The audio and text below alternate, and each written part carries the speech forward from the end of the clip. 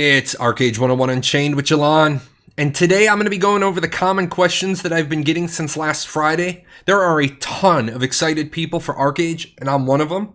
I do want to let you know that we are under a time crunch. The release date is 30 September, so this is all going to happen really quickly.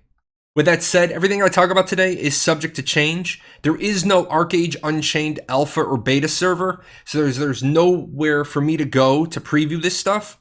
So there's no way to confirm what's coming. I know a lot of people are going to say, but Korea has. There's actually going to be something Korea has that we don't. I'll talk about that in a second.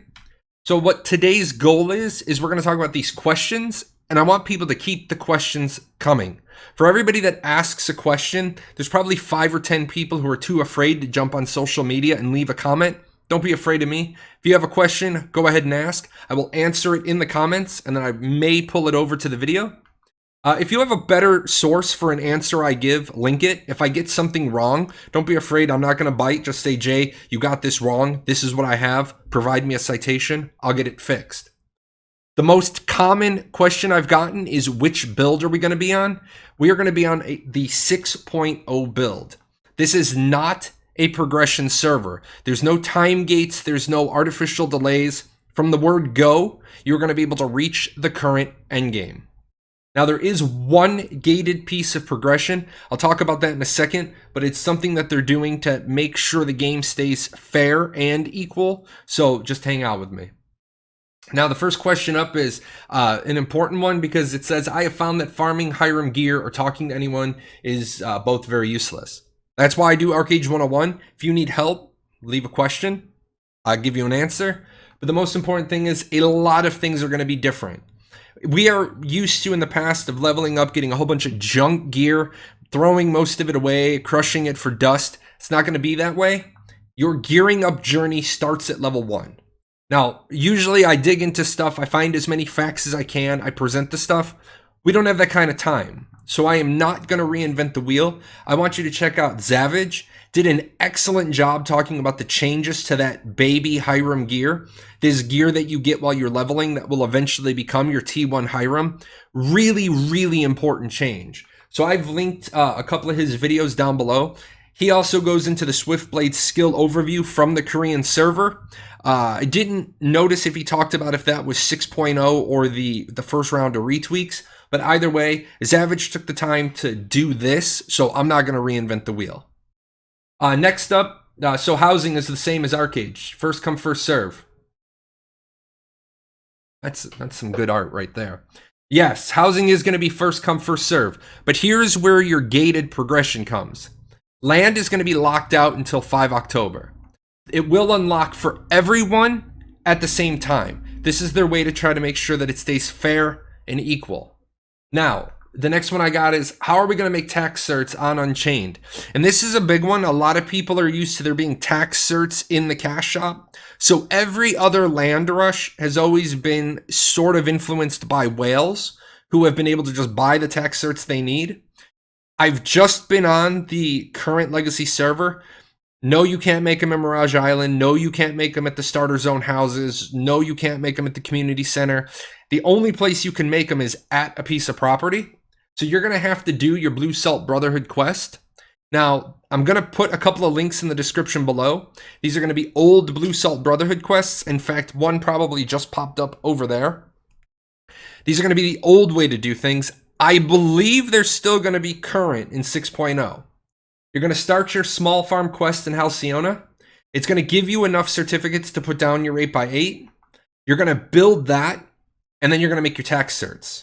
Now, interesting enough, and I confirmed on the current build, you can use somebody else's. I want to say it again. This is confirmed for the current build. I don't know if it will be that way in 6.0. Once you make enough tax certs, you can drop your other properties. You can even drop your small farm, make a bunch of tax certs, rip up your small farm, and then your tax rate for other properties will get cheaper. Just keep in mind, 2 unbuilt at a time maximum. If you have 2 unbuilt properties, you cannot drop a third. Now, when it comes to your large farm, there's a video up there that talks about it. You can work on getting your large farm. That would give you more tax certs. Now, this may be harder since it's a fresh start server. There's no economy, nobody has land, nobody has property. You can use the public farms, and if you don't know what the public farms are, let me know. I can go into a little bit of detail on that. 5 days is a long time, so you should be fine if you want to try to max level and get your stuff done. When we originally first launched Archeage way back 5 years ago, I actually had the first 24 hours of a growth build chart for that build, so you could get a large farm back then in 24 hours using just the public farms. I think we're going to be okay. Now, the next question I've been getting all the time is, where should I get land? This is a whole can of worms question. For returning players, especially my returning players, the trade system is completely different. This isn't old school Archeage. Packs have a freshness mechanic. I'm not going to go into that right now. If you need to know more about that, let me know and I can try to put some stuff together in episode 2 of the common questions. So you won't be making 900 packs and staging them and then running them in the off hours. You basically make your packs and run them, or the value drops down very, very quickly. Now right here, this is the thing that I'm talking about, that 6.0 for Korea we're not going to have. Somebody says, I think once we get the Korean labor system, less people are going to bother with multi-alt housing though. The Korean labor system is currently being discussed with Excel. We're going to let you know about it as soon as there's information to spread. We are not getting the Korean labor system at this time. There's 27 days before launch. They may get it into the build. Right now, we're not getting it. With that said, there is always going to be a reason to alt potato accounts. Always. Always, always, always. It gives you an advantage. The only way the advantage for having alt account goes away is if they make the benefit of having alts drastically reduced. There's been a lot of good feedback going on in a lot of places. Again, we have a time crunch going on. I don't want to go into all of those places. If you're interested in giving feedback, go to the official forums. Find where the current feedback's being given. Don't just start making threads. But if they can make alts less desirable, you'll have less alts. I'm a little bit confused. Will Patron be free or will we have to buy it? Are there any changes with proficiencies? The game is buy to play. Everyone has Patron, which means everybody has the Patron benefits. You can own land. You can have the 5,000 labor cap. You get online and offline regeneration of labor. That's all the good stuff. The monetization model is what they changed. Now, the thing with proficiencies is they change proficiencies with every patch. I don't know what's changed in 6.0 yet. What I will say is that we need to put our eye on completion certificates. If completion certificates exist in 6.0 on the Unchained version, then proficiency value gets tanked because you can't really make profit if anybody can make any item. If you don't know what completion certificates are, I can get you directed to a guide I did on them so that you can understand what they are. So this might change your mind on if you level a proficiency. Real quick case in point, on Legacy I had leveled weaponry, and then when the completion certificates came out, I might as well have not had invested all that gold into leveling weaponry because people could, for 200 credits, make an Aranor weapon. Couple other questions come about the account making. Do we need to have a new account like for fresh server, fresh start, or can we use an already made glyph account? It's a silly question, but do you need to reinstall a new launcher or game since everyone keeps saying it is a new game and all? You will use your current account and there will be your glyph, and right about there should be Archeage Unchained. Just like they did with Rift Prime, it will be a different game, it'll be a different install because it's a completely different build. This is good for the Steam users because you can link the new game to Steam through your existing Steam account and Glyph account. Next question comes on all this multi-boxing, multi-character thing. I followed your videos. I'm wondering if the limited characters is on Glyph or IP. I rent an apartment with 3 or more friends. Somebody else says I rent an apartment with 3 or more friends. I wonder if they're the 2 friends. But no, in all seriousness, I will tell you guys that there was a point in time where I was playing, Tamir, my wife, she was playing, and 2 of our best friends lived with us, and they were officers in my guild. So we had 4 people in one house playing Archeage. Legitimately 4 real people playing on 4 different computers. All I can say is more to come from Gamigo on this. I don't foresee them IP blocking because That's not going to stop anybody. You're going to be able to get around it. I don't really foresee them trying to do Hack Shield again. I know Crowlin mentioned Hack Shield. It didn't work 5 years ago, and there's so many ways around it. I'm actually interested to see how they do this, what their plan for it is. I am no sarcasm, hashtag no sarcasm. I am genuinely interested to see what their plan is. Somebody asked me, are the races with transformation and Archeage worth it? In the current build, Dwarves and Warborn level faster. In 6.0, this should be normalized. I underline should because sometimes things break, and because you're talking about a Korean build, an NAEU build, a Russian build, other builds, sometimes stuff gets left in, but it's supposed to be changed so that the races with transformation will not be getting to 30 faster. The benefit of their transformation, I need to get back in and dig into that. I do know that that form has a base level of toughness and resilience on Legacy. The reason why that was there is as you had to re-level your character and you had to re-earn honor, they wanted your transformation mode to make you somewhat like competitive for a little bit. Remember, even in that transformation mode, it had caps to toughness and resilience. People stopped transforming because the form is limited. It's a real complicated topic. I'm not sure if that exists in 6.0, and I have no easy way to check that. So that's your races with transformation like feedback.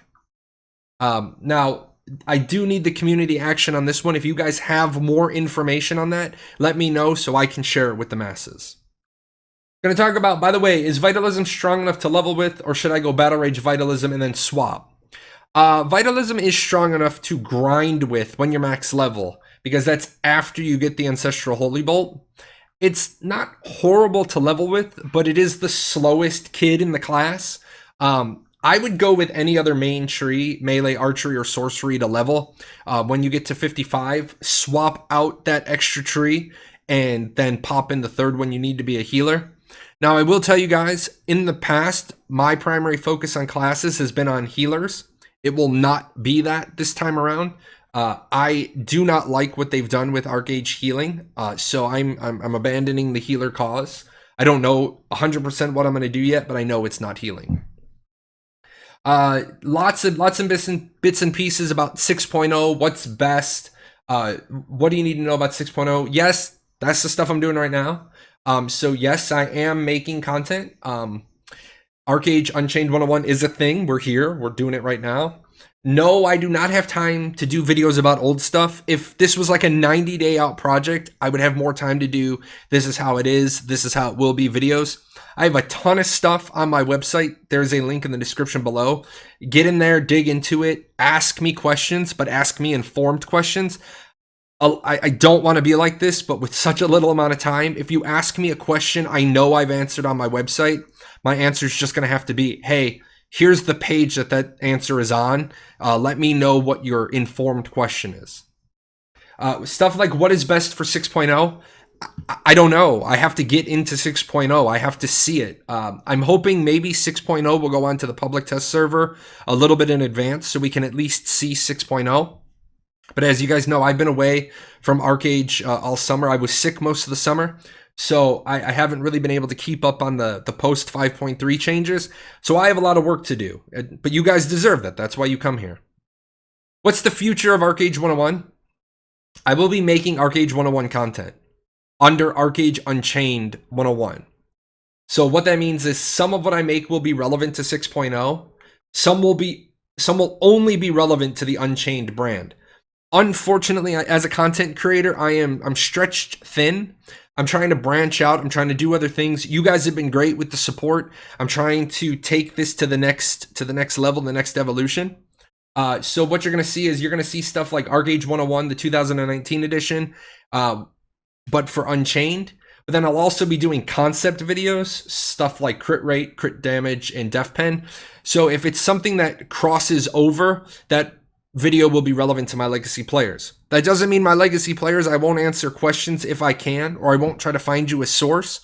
Part of the Paradox Gaming network is that if there suddenly becomes content creators to fill the gap on legacy, Just like I did with ZZavage today, I will link you back over to people because it's all about networking. So that's like the key part. And that is it for today, guys. I know there's a lot of questions, a lot of questions. Keep asking them. The better questions you ask, that means I have something to go research. And when I dive down the rabbit hole, who knows what I'm going to discover on the way down. I do have the Archeage 101 2019 edition up and running. I do know it sucks. Thank you for all the feedback. I do know that I have to learn how to make it web friendly. That is something I will be cognizant of with the Archeage Unchained website. I think I'm going to take a little bit of the money that I make and hire out an HTML programmer who's willing to like clean all that up for me. If you need to know anything between now, the next video, the next live stream update on Friday, get me on Discord. I'm Jalon #0001. Like I said, questions are what drive Archeage 101. So ask. Don't be afraid to ask. And if you want to PM me on Discord and be like, hey, Jay, I have this question, ... Please don't share my name. I will do that. Just be like, hey, please don't share my name. It's all good. Until then, guys, that is it. I will see you next time. Be expecting a live stream recap video a couple hours after the live stream on Friday. Take care. What are you still doing here? Nobody ever stays this long. This is the end screen. Well, since you're here, there's a couple other videos I think you should check out. And all those names? Those are my patrons over at Patreon. I couldn't do this without them. So, big thanks to them for all their support.